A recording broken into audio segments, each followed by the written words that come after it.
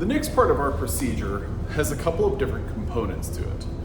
And I think the most efficient way to look at it is you are comparing two different buffers. And you're comparing these two different buffers to one another and how they impact your enzyme, lactate dehydrogenase's activity. So the first buffer that you're going to look at is the sodium phosphate buffer. This is the same buffer that we use to actually lyse open our cells. This has a pH of approximately 7.5. So basically what we're doing is we're going to be asking the question, does our enzyme have any catalytic activity at a pH of 7.5? So that's one question that we're going to be asking and investigating. The other question is to ask the question, does our enzyme have any lactate dehydrogenase activity or activity at a pH of 10 with this CAPS buffer? So these are the two different buffers that we're going to be looking at. Is our enzyme most active at a pH of 7.5 or 10.0?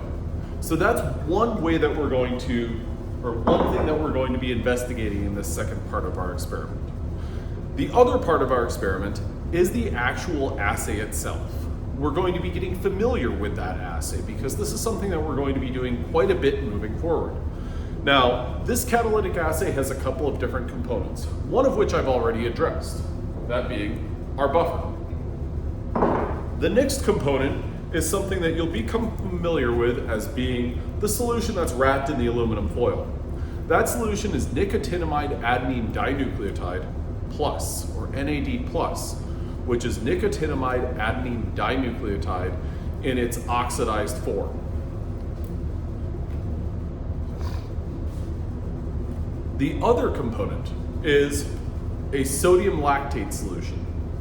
So what our enzyme, lactate dehydrogenase, is going to do is it's going to take these two components, sodium lactate and NAD plus, and combine them to make pyruvate and NADH, nicotinamide adenine dinucleotide, in its reduced form, not in its oxidized form. So the way that we're going to be answering that question and investigating it is by using a catalytic assay that detects NADH in its reduced form, or NAD in its reduced form, also known as NADH.